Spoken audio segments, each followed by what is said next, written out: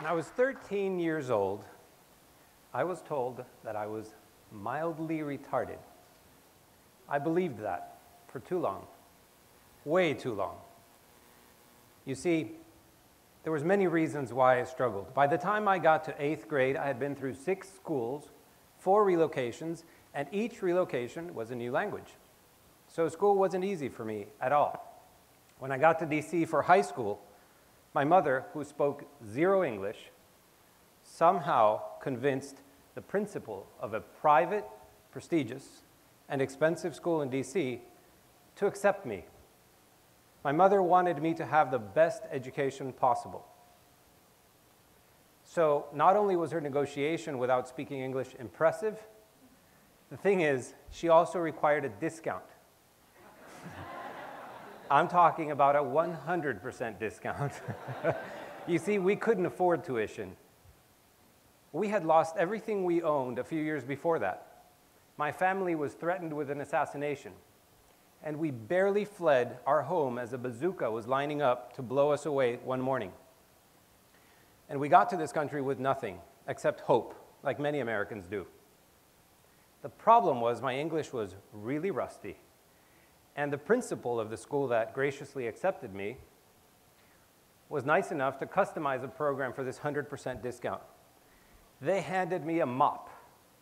So at 13, I became a janitor and a freshman. With my broken English, which was at best of a 4th grade level, I was introduced to Homer and Shakespeare, and I hated both of them. I had no idea what these guys were talking about. My 4th grade English suddenly felt like no English. So what did I do? I began to fail. I began to feel inferior. As a result, I rebelled. And there was something that I was in the top 1% at in that school: skipping class and getting detention.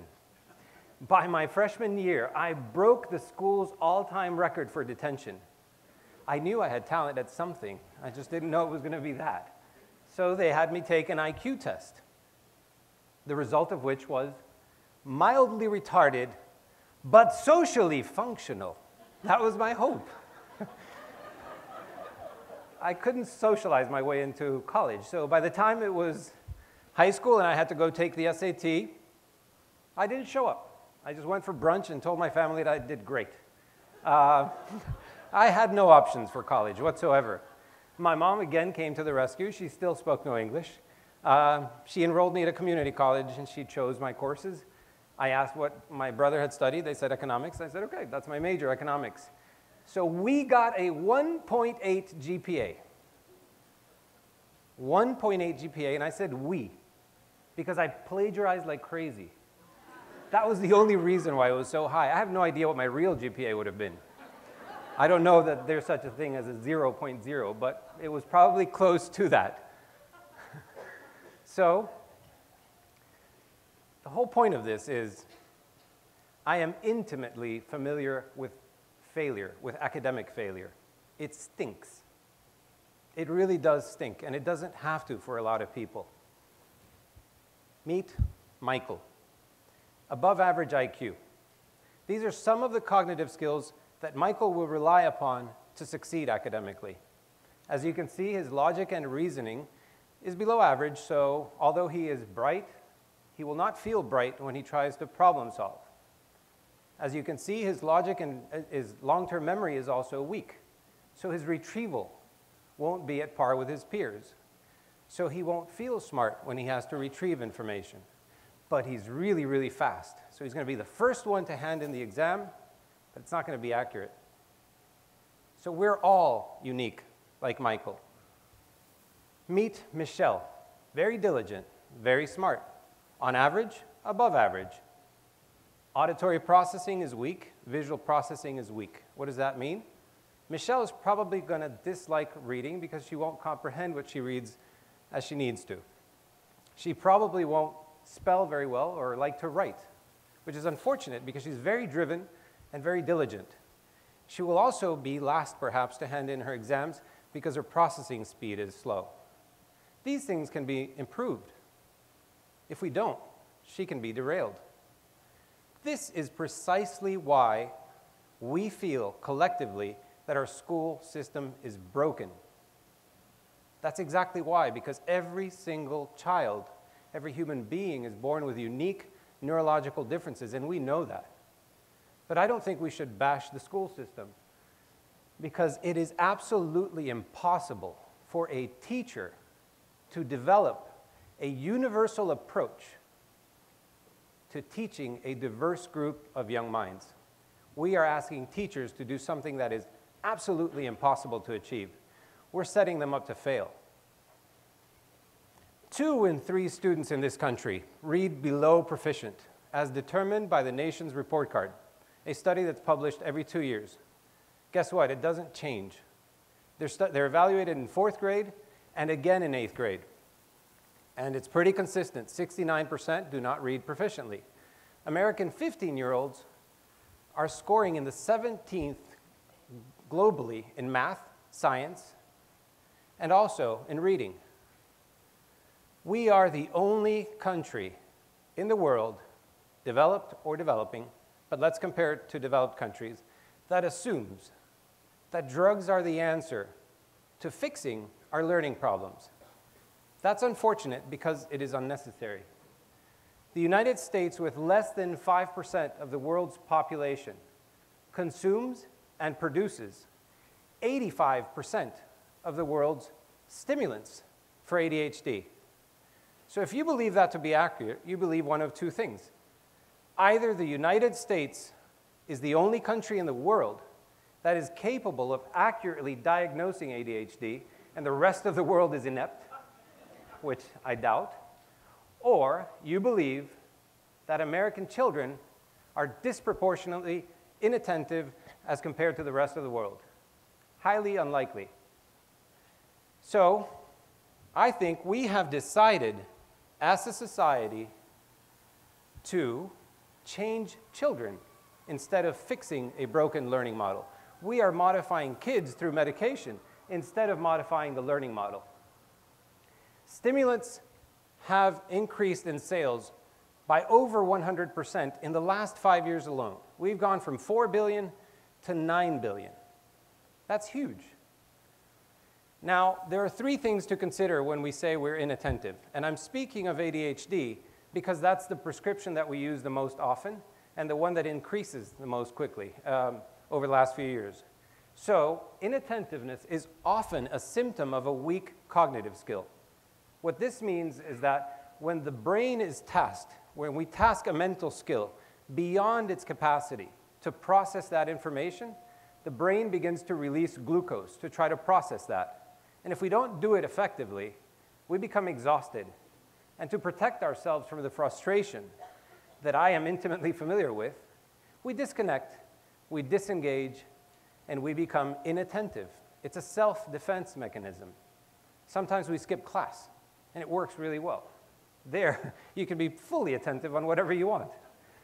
The second thing we need to know is that most ADHD diagnoses are entirely subjective, dependent on a questionnaire. So if I am inattentive because of my processing speed or because of my short-term memory, I may be labeled ADHD, and it's something else that's driving it. And the third thing that we need to know is that for every $20 that pharmaceuticals spend, 1 goes to research and development, and $19 go to marketing and promotion, including white papers. So it's very dangerous for us to think that medications are the solution. I respect medicine. I think medicine works. I think stimulant medicine is very effective, actually. I'm not questioning whether medicine works or doesn't work. Stimulants work. They do their job. They stimulate. What I'm questioning is, at what expense are we medicating? This is your brain. When we take stimulants, we're actually affecting this nucleus accumbens region of the brain. This is your headquarters for pleasure, therefore, your headquarters for addiction. So when we say we're medicating, it's important to know what we're doing. At what expense are we medicating? These are 2 effects. One is the brain becomes increasingly less receptive to the dopamine. Synapses become more resilient. So we require more. We require more and more dopamine to have the same effect. Over time, we're blunting pleasure. And I realize that many parents have reported that their children do better when they're stimulated, and they have every right to report that, because not only do these medicines work, but they're actually sometimes necessary. All I'm saying is we need to be careful when we medicate, because 1 out of 4 teenagers in this country are now abusing prescription drugs at some point. That's a 33% increase over the last 5 years. So drugs, while absolutely necessary for a few, do not fix a broken model for learning. We are using pills instead of increasing skills, and there's absolutely room for both. All we need to do, in my opinion, is 2 things. We should not start school unless we know how we learn. So we should have a universal and mandatory cognitive skills assessment by 1st grade, delivered by schools in-house at no cost to parents. It's unfair to teachers to receive kids if they don't know how that child learns. It's unfair to students, and it's unfair to parents, and it can be easily corrected. If we teach kids, if we learn from kids how they learn, then we can know how to teach them. The second thing we need to do is close the gaps. That's very important. To close the gap, we need to train those weak cognitive skills. Let's go back to Michael. This is what should happen to Michael before he starts to fail. We should improve his long-term memory, his logic and reasoning. Then he would realize his potential. This is what should happen to Michelle. We should improve her visual and auditory processing, because teachers can only teach to the mean. They cannot teach to every percent in the normal distribution curve. They have to focus in the middle, because that's where the majority is. We have 55 million kids in school in the United States alone, of which a third, or over 18 million, are in the bottom third by default. In the bottom third for long-term memory, in the bottom third for visual processing, in the bottom third for auditory processing. Completely unnecessary.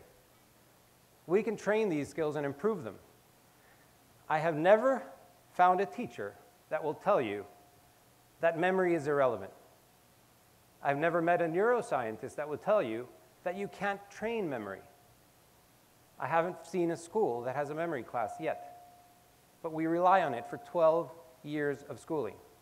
Why don't we start by strengthening the skills that we rely upon to teach? Now, we have to get rid of this 1.8 GPA because it's bothering me. So what happened? What happened was, after I dropped out, I eventually came back to college and graduated. And I said that I thought every single one of you probably knew someone that had struggled. I hope none of you know someone that spent over a decade too insecure to raise his hand, dropping out of classes if there was a requirement to speak, because that was me. I didn't ask a question throughout all of high school. I didn't ask a question throughout all college. I was too insecure. I eventually graduated, and at work I realized I was not stupid. And a decade after I earned my 1.8 GPA, I got scholarships and graduate degrees from Yale and Harvard. And now I am dedicating myself to helping people improve their cognitive skills. So if a mildly retarded person can achieve that, imagine what smart people could do. Thank you.